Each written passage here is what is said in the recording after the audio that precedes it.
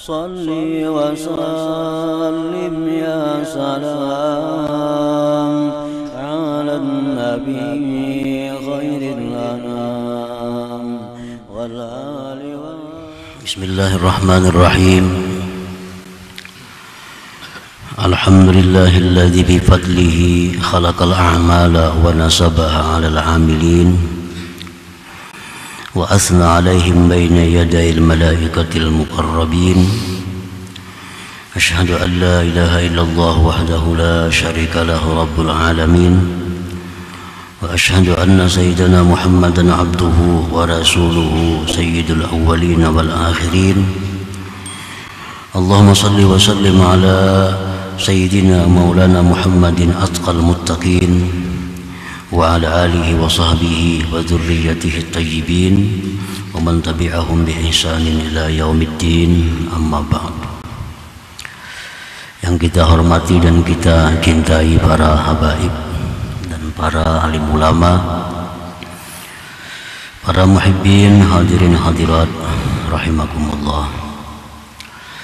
Alhamdulillah wa syukurillah, puji syukur kehadiran Allah subhanahu wa ta'ala yang mana dengan taufik hidayah serta inayah yang diberikan kepada kita pada malam ini kita kembali dapat berkumpul, dapat bertemu di majelis yang penuh dengan berkah dan rahmatnya ini. Salawat dan salam kita haturkan keharibaan junjungan kita Nabi besar Muhammad sallallahu alaihi wasallam dan seluruh keluarga, para sahabat, zurriyat dan pengikut beliau sampai hari kiamat nantinya. Para muhibbin rahimakumullah, al-hikmatul 20 ba'dal mi'ah min al-hikamil ataiyah. Qala al-Imam Ahmad ibnu Athaillah Sakandari rahimahullah, nafa'ana bi'ulumihi wa asrari. Hikmah yang ke-120 dari Al-Hikam, berkata pengarang Imam Ahmad bin Athaillah As-Sakandari, idza aradallah ay yuzhira fadlah 'alaika khalaqa fika wa nasaba ilaika. Artinya, apabila menghendaki Allah subhanahu wa ta'ala menampakkan, menzahirkan anugerahnya atas engkau, maka Allah ciptakan amal pada engkau dan Allah nisbahkan amal itu kepada engkau. Itulah terjemah hikmah yang ke-120 ini. Min tamami fadlillah alaika ayyuhal abdu an khalaqa fikal amal wa nasabahu ilaik bi an qala laka ya abdi anta muti' wa muttaqin wa amil ala tara ila qawlihi ta'ala udkhulul jannata bima kuntum ta'malun. Sebagian dari kesempurnaan anugerah Allah atas engkau wahai seorang hamba, bahwa Allah menjadikan pada engkau suatu amal, ibadah, taat, dan Allah menisbahkan amal itu kepada diri engkau dengan bahwa Allah berfirman, wahai hambaku, engkau adalah orang yang taat, engkau orang yang takwa, engkau orang yang beramal. Adakah tidak kau lihat kepada firman Allah, masuklah kalian ke surga dengan sebab amalan yang kalian kerjakan. Nah, para muhibbin rahimakumullah, kita meyakini dari keterangan Al-Quran bahwa amal yang kita perbuat ini adalah ciptaan Allah. Sudah kita yakin seyakin-yakinnya bahwa apa yang kita perbuat itu adalah ciptaan Allah. Dalilnya wallahu khalaqakum wa ma ta'malun. Dalam Al-Quran Allah menjelaskan bahwa Allah yang menciptakan kalian dan Allah pula yang menciptakan perbuatan kalian. Nah, jadi perbuatan ini taat misalnya, itu ciptaan Allah. Apabila kita diberi Allah taat, maka itu anugerah Allah. Anugerah Allah. Nah, kemudian kesempurnaan dari anugerah Allah itu, kita disebut Allah sebagai orang yang berbuat taat. Padahal taat ini ulahan Allah sebenarnya. Taat ini ulahan bikinan Allah. Tapi Allah dengan anugerahnya menyebut bahwa kita itulah yang taat kepada Allah. Takwa yang ada pada diri kita ini itu diciptakan oleh Allah. Lalu kita jadi orang takwa.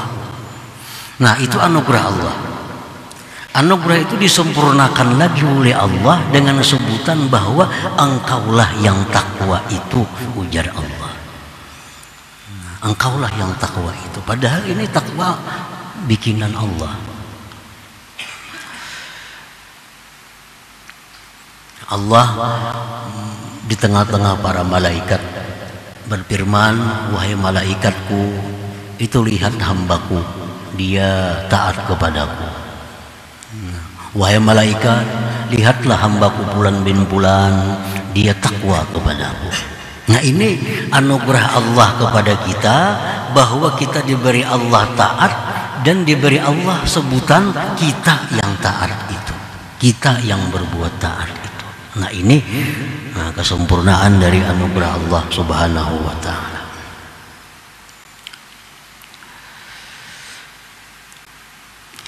فإذا شهد العبد هذا الفضل العظيم واستولى عليه الحياء من سيده الكريم وانطلق لسانه بالدعاء والسؤال وقال يا ربي كما تفضلت علي بخلق الطاعة لي أنا خلي عنها بالحقيقة ووعدتني مع ذلك الثواب الجزيل والنجاة من العقاب fataqabbal minni wa anjiz lima wa'adtani kana dzalika musibah.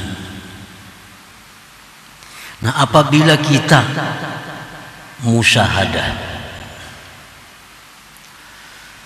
bila kita menyaksikan anugerah yang besar ini, diciptakan taat pada diri kita, disebut lagi pulang oleh Allah kita yang taat itu. Nah, bila kita menyaksikan itu anugerah dan kita malu terhadap Allah, nah, kita malu terhadap Allah, lalu bertuturlah lisan kita dengan doa,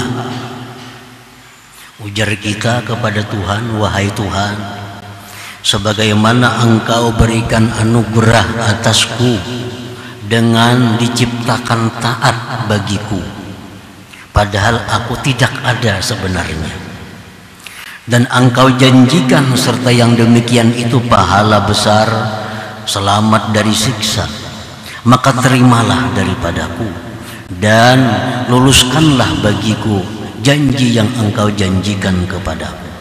Nah, maka orang yang demikian itu musibah adalah benar. Karena dzalika musibah.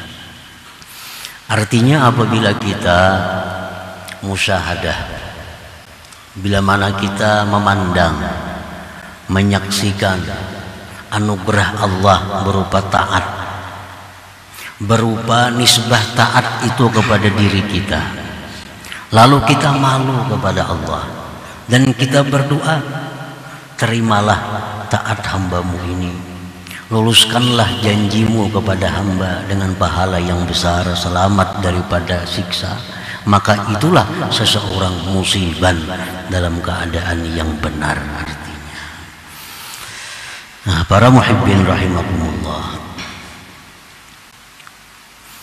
dicontohkan lagi umpamanya kita melajari, mengajar seseorang menulis.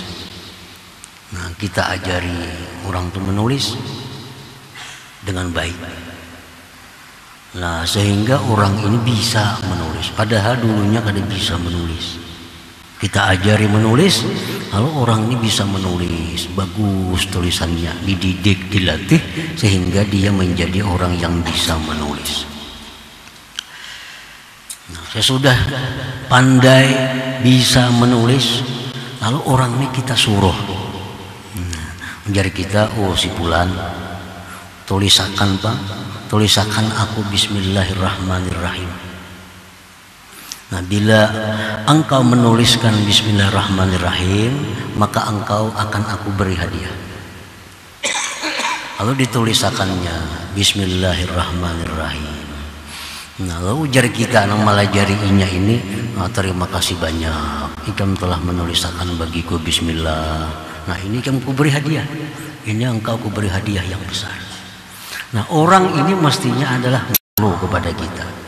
Orangnya mestinya malu kepada kita, karena dia bisa menulis, dididik, dilajari oleh kita. Begitu dia pandai menulis, kita suruh menulis, ditulis, kita ucapkan terima kasih yang sebesar-besarnya kepadanya, bahkan kita beri hadiah. Nah, orang ini mestinya malu kepada kita, malu kepada kita.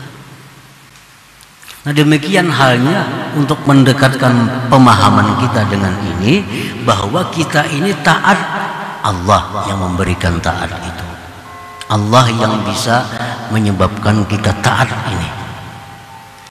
Lalu Allah menyebut kita orang yang taat, dan diberi Allah lagi pembalasan yang besar di akhirat kelak.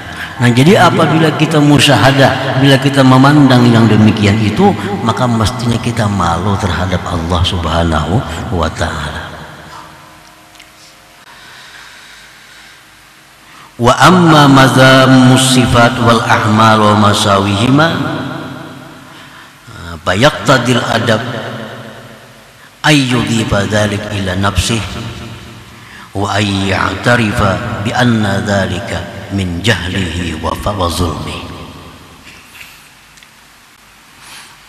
Nah, sebagaimana tadi bahwa kita apabila menyaksikan taat kita ini adalah ciptaan Allah, di situ kita disuruh untuk menisbahkannya itu kepada Allah Subhanahu wa ta'ala, walaupun Allah menisbahkan kepada kita. Menjadi Tuhan, engkau orang yang taat kepadaku, engkau orang yang bertakarrub kepadaku, engkau orang yang takwa kepadaku. Nah, itu mesti kita jawab bahwa tidak demikian ya Allah. Hamba ini bisa taat karena anugerah engkau, hamba ini taat karena taufik engkau, hamba ini taat karena pertolongan engkau, hamba ini bisa taat karena kemudahan yang diberikan engkau. Nah, para muhibbin rahimakumullah, itu demikianlah hendaknya setiap kali kita melakukan kebaikan. Setiap kali kita melakukan kebaikan, setiap kali kita mendapat suatu kenikmatan, maka hendaklah kita di situ musyahadahkan bahwa ini semua adalah anugerah daripada Allah. Ini semua adalah taufik, hidayah dan pertolongan dari Allah Subhanahu wa ta'ala. Walaupun Allah menyebut kita sebagai orang yang taat, walaupun Allah menyebut kita orang yang takwa, walaupun Allah menyebut kita orang yang beramal, tapi hendaknya kita mengakui dan mengucapkan bahwa itu semua adalah dari Allah Subhanahu wa ta'ala. Nah, para muhibbin rahimakumullah, adapun sifat-sifat yang tercela dan amal-amal yang jahat. Nah, kita melakukan maksiat, kita melakukan kesalahan, sesuatu yang dilarang oleh Allah. Nah, bila kita melakukan itu, maka adab menuntut, adab seorang hamba kepada Tuhan itu menuntut bahwa menisbahkan yang demikian kepada dirinya dan mengakui bahwa itu adalah dari kebodohan dan kezalimannya. Kalau kita melakukan satu dosa, melakukan satu maksiat, nah itu adab menyuruh bahwa kita menunjukkan kepada diri kita, itu kesalahanku, itu kebodohanku, itu kezalimanku. Walaupun seluruhnya itu adalah kullun min indillah, seluruhnya daripada Allah Subhanahu wa taala. Nah, para muhibbin rahimakumullah. Qala Sahal ibnu Abdillah At-Tustari rahimahullah, idza amilal abdu hasanatan wa qala ya rab anta bifadlika ista'malta wa anta a'anta wa anta sahalta syakarallahu ta'ala lahu dhalik wa qala ya abdi bal anta ata'ta wa anta taqarrabta. Apabila seorang hamba berbuat satu kebaikan, lalu hamba tadi berkata, ya Tuhanku, kebaikan yang hamba perbuat ini adalah anugerah Engkau, bikinan Engkau, pertolongan Engkau, taufik dan hidayah daripada Engkau. Nah, maka Allah bersyukur kepada hamba tersebut. Nah, artinya Allah bersyukur, Allah berterima kasih kepada hamba tadi. Bahkan Allah berfirman, ya Tuhan, kada ikam, Engkau yang taat itu, Engkau yang berbuat ibadah itu, Engkau yang beramal itu. Nah, jadi kalau kita berbuat satu kebaikan, satu taat, lalu kita akui bahwa taat ini adalah ciptaan Allah, taat ini anugerah Allah, taat ini adalah hidayah Allah, maka Allah akan menjawab, ya Tuhan, tidak, itu adalah perbuatan Engkau, itu adalah takarrubnya Engkau, itu adalah takwanya Engkau. Wa idza nazara ila nafsihi wa qala ana amiltu wa ana ata'tu wa qarrabtu a'radallahu anhu wa qala ya abdi ana waffaqtu wa ana a'antu wa ana sahaltu.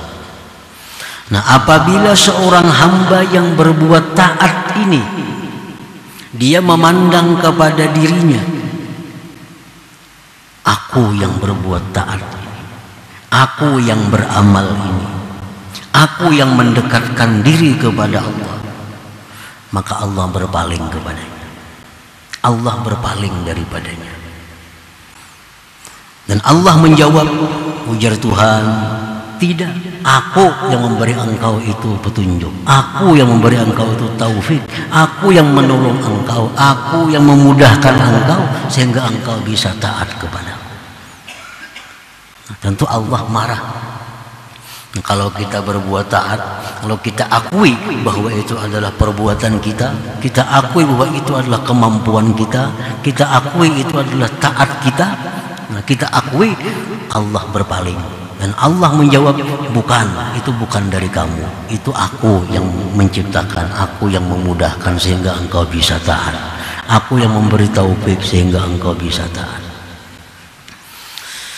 Wa idza amila sayyi'atan wa qala ya rabbi anta qaddarta wa anta qadaita wa anta hakamta ghadiba al-maula wa qala ya abdi bal anta asa'ta wa anta jahilta wa anta asaita. Apabila seorang hamba itu berbuat dosa, nah, hamba ini berbuat dosa, lalu hamba ini berkata, ujar si hamba, aku berbuat dosa itu karena takdir engkau ya Allah, karena takdir engkau ya Allah, aku berbuat dosa, karena keputusan engkau ya Allah, hamba ini berbuat dosa. Maka Allah pun marah kepada hamba itu, Allah marah kepada hamba itu. Dan Allah berkata, wahai hambaku, engkau yang jahat, engkau yang jahil, engkau yang maksiat. Wa idza qala ya rabbi ana zalamtu nafsi wa ana asa'tu wa ana jahiltu aqbala al-maula wa qala ya abdi ana qadaitu wa ana qaddartu wa qad afautu wa halumtu wa satartu. Apabila hamba yang berbuat maksiat, berbuat dosa, lalu dia mengakui, ya Allah, hamba telah menzalim diri sendiri, hamba orang yang jahat, hamba orang yang jahil, hamba orang yang banyak menentang engkau, hamba orang yang banyak dosa kepada engkau. Allah berhadap, ujar Tuhan, bukan engkau wahai hambaku, itu adalah takdirku, dan engkau kuberikan maaf, dan engkau tidak kusiksa, dan kututupi segala dosa-dosa engkau itu. Nah, para muhibbin rahimakumullah, jadi kesimpulan dari apa yang kita dengar daripada hikmah yang ke-120 ini, ada 3 perkara kesimpulannya. Yang pertama, fadlullah 'alal 'abdi bi khalqi ta'at bihi wa nisbatiha ilaih. Pertama, kesimpulannya bahwa anugerah Allah atas hamba pada menciptakan taat pada diri hamba dan menisbahkan taat kepada hamba. Itu kita meyakini, mengakui bahwa itu adalah anugerah Allah. Kalau kita ini dikatakan oleh Allah, hambaku si fulan itu orang yang taat, nah itu anugerah Allah. Hambaku si fulan itu orang yang takwa, itu anugerah Allah. Yang kedua, muqtadal hakikah wal adab zahirun bil hasanah faya'tariful abdu annaha minallah. Tuntutan hakikat, tuntutan adab itu nampak pada kebaikan, maka dia mengakui si hamba bahwa itu dari Allah Subhanahu wa ta'ala. Jadi kalau kita berbuat taat, maka di sini hakikat dan adab jadi satu, dimunculkan. Kalau kita berbuat taat, hakikat dan adab satu, menisbahkan itu kepada Allah Subhanahu wa ta'ala. Untungnya ikam kawa sembahyang ini. Nah itu kita jawab, itu anugerah dari Allah Subhanahu wa ta'ala. Itu sesuai adab demikian, hakikatnya pun demikian pula. Untungnya orang yang naik haji, untungnya orang yang bersedekah, lalu jarinya menjawab, itu anugerah Allah. Nah, jawaban orang itu tepat sesuai dengan hakikat dan adabnya. Nah, jadi apabila kita melakukan taat, melakukan ibadah, maka yang kita munculkan adalah hakikat dan adab. Hakikat dan adab adalah bahwa semua taat yang kita lakukan, semua ibadah yang kita perbuat itu fadlillah, anugerah daripada Allah Subhanahu wa ta'ala. Nah, yang kedua, yang ketiga, muqtadal hakikah khafiyun bis sayyi'ah fala yultafatu ilaih wa muqtadal adab zahirun biha fayaqulul abdu annaha min nafsi. Tuntutan adab, tuntutan hakikat itu tersembunyi pada kejahatan, maka tidak dipandang. Sedangkan tuntutan adab itu nampak, maka itulah yang ditunjukkan. Apabila seorang berbuat dosa, tuntutan hakikat itu jangan dipandang. Tuntutan adab yang kita tunjukkan. Apa adabnya? Bahwa maksiat yang kita lakukan itu adalah merupakan kejahilanku, kebuduhanku, dan kezalimanku. Jangan sekali-kali mengatakan bahwa itu adalah takdir Allah, itu adalah keputusan Allah, jangan. Karena itu jangan dimunculkan dalam. Nah, pengertian jangan dimunculkan itu bukan ditiadakan. Ada tetap hakikat tapi jangan dimunculkan. Yang kita munculkan adalah bahwa itu kebodohan diri kita, kezaliman diri kita, dan kesalahan diri kita bila kita berbuat suatu dosa atau maksiat kepada Allah Subhanahu wa ta'ala. Nah, para muhibbin rahimakumullah, demikian hal-hal yang bersangkutan dengan nikmat, yang bersangkutan dengan bencana. Nah, sama hal demikian. Dalam Al-Quran disebutkan ma asabaka min hasanatin, ujar ahli tafsir min ni'matin, sesuatu yang mengenai engkau daripada kebaikan, nikmat, itu faminallah. Kita berdagang hari ini banyak untung, nah, itu tampakkan adab dan hakikat bahwa itu dari Allah. Itu dari Allah. Kita hari ini dapat keberhasilan, hari ini dapat keberuntungan, hari ini dapat hal-hal yang menyenangkan, maka kita munculkan bahwa itu semua adalah anugerah Allah kepada kita. Wa ma asabaka min hasanah fa min Allah, wa ma asabaka min sayyi'atin fa min nafsik. Sesuatu yang menimpa engkau daripada kejahatan, bencana dan sebagainya, pamin nafsik, maka dari diri engkau. Nah, kalau berdagang hari ini rugi, ini kesalahanku. Berdagang hari ini kada untung, ini adalah kejahilan daripadaku, bahwa ini adalah mungkin kesalahan daripadaku. Nah, jangan sekali-kali kita berdagang hari ini rugi, takdir Allah Subhanahu wa ta'ala itu jangan dimunculkan. Jangan dimunculkan, bukan ditiadakan, tapi jangan dinampakkan. Yang kita nampakkan adalah setiap yang tidak baik itu bahwa dari diri kita. Setiap yang baik itu dari Allah Subhanahu wa ta'ala. Nah, demikian adabnya. Dalam perang Badar kita menang. Padahal jumlah kita cuma 313 orang, musuh ribuan. Menang perang Badar. Nah, itu min fadlillah, itu anugerah Allah. Anugerah Allah. Ini sesuai dengan adab dan hakikat. Kita bisa menang, itu adalah anugerah Allah. Hakikatnya memang demikian dan adabnya memang demikian. Pada waktu perang Uhud kita ribuan orang, nah kita kalah. Nah, jangan sekali-kali mengatakan bahwa demikianlah takdir Allah, jangan.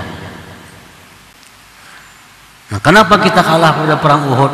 Itu karena kesalahan sebagian sahabat yang tidak taat kepada Rasulullah Sallallahu Alaihi Wasallam. Perang Uhud itu kalah, ya kada kawai orang takdir Tuhan. Nah, ini orang berhakikat tapi kada beradab. Hakikat tapi tidak beradab. Dalam hal-hal tertentu itu ada hakikat dan adab yang dimunculkan bersamaan dalam hal kebaikan, dalam hal nikmat, dalam hal ketaatan. Tapi dalam waktu tertentu ada yang hakikat itu disembunyikan, yang dimunculkan hanya adalah adab dalam hal-hal kejahatan, perbuatan maksiat, bala bencana. Jangan mengatakan bahwa bala bencana takdir Allah, jangan mengatakan itu. Karena bertentangan dengan adab. Bala bencana terjadi akibat daripada kesalahan manusia dalam mengelola alam ini. Kenapa banjir terjadi? Karena manusia sembarangan membuang sampah, karena manusia menebang pohon, karena ini, karena itu. Nah, itulah adab. Jangan sampai mengatakan bahwa bala bencana terjadi itulah takdir Allah. Nah, ini tidak beradab dengan Allah Subhanahu wa ta'ala. Bila terjadi kemakmuran, terjadi baiknya ekonomi, bagusnya keadaan, suburnya alam, nah itu hanya bahwa itu adalah anugerah Allah Subhanahu wa ta'ala yang diberikan kepada kita. Nah, demikian para muhibbin rahimakumullah tentang pemakaian hakikat dan adab itu. Nah, disinilah kita timbul amar ma'ruf nahi munkar. Di waktu kita melihat ma'ruf, nah, kita melihat kebaikan, yang kita tunjukkan di situ adalah hakikat dan adab kedua-duanya. melihat orang taat kepada Allah Subhanahu wa taala. Nah, di situ untung itu orang dapat anugerah Allah Subhanahu wa taala. Kalau kita melihat ada sesuatu kemungkaran yang dilakukan, jangan memandang bahwa itu adalah takdir Allah. Jangan memandang bahwa itu adalah sudah keputusan Allah. Tapi pandanglah di situ adalah itu kejahilan dia, itu kebodohan dia, itu adalah kezaliman dia. Nah, supaya ada nahi munkar di situ. Nah, kalau di situ memandang takdir Allah juga, apa gunanya nahi munkar? Nah, jadi penggunaan adab dan hakikat itu kadang-kadang menyatu dalam hal kebaikan, kadang-kadang berpisah dalam hal kejahatan, dalam hal bala dan bencana dan seumpamanya. Nah, para muhibbin rahimakumullah, jadi kedudukan adab ini adalah sangat penting untuk tiap-tiap orang agar dia bisa menyandarkan kepada Allah sesuatu yang baik dan menyandarkan kepada dirinya sesuatu yang tidak baik, walaupun seluruhnya itu dari Allah Subhanahu wa taala. Ini masalah memunculkannya aja, bukan masalah ada meniadakannya, bukan. Masalah memunculkannya. Contohnya dalam diri kita itu ada takut dan harap kepada Allah. Dalam diri kita mesti ada takut dan harap kepada Allah. Cuma kapan harap itu yang kita menangkan? Kapan takut itu yang kita menangkan? Nah, di waktu kita berbuat taat kepada Allah, di situ hendaknya harap yang kita munculkan supaya taat kita ini bagus, taat kita ini rajin, harap yang dimunculkan. Nah, dalam hal kita menghadapi kemaksiatan, dalam hal menghadapi yang haram, di situ takut yang dimunculkan, harap kita tenggelamkan, kita sembunyikan. Nah, kedua-duanya itu perlu ada dalam diri kita. Kalau kita hendak berbuat taat misalnya, berbuat taat, aku takutan, aku banyak makan yang haram, bisa taat ini kada diterima Tuhan. Nah, kada jadi taat ini orang, karena memunculkan masalah, memunculkan masalah. Padahal begitu kita hendak taat, mestinya kita lihat Allah itu maha menerima, Allah itu maha penyayang, Allah itu maha pengampun. Kalau kita bisa taat dengan nyaman. Nah, begitu kita menghadapi maksiat, yang kita munculkan apa? Takut. Jangan dimunculkan harap. Berbuat maksiat, wah Tuhan pengampun, dia diampuninya aja, habis semua maksiat kita gawe. Karena salah dalam hal memunculkan antara dua itu. Nah, demikian hakikat dan adab. Satu saat kita munculkan kedua-duanya, satu saat kita munculkan adab. Nah, para muhibbin rahimakumullah, selanjutnya hikmah yang ke-121. Ila hadratin Nabi sallallahu alaihi wasallam, al-Fatihah. Ya kana abudu wa ya kana nasta'in, shiratal mustaqim.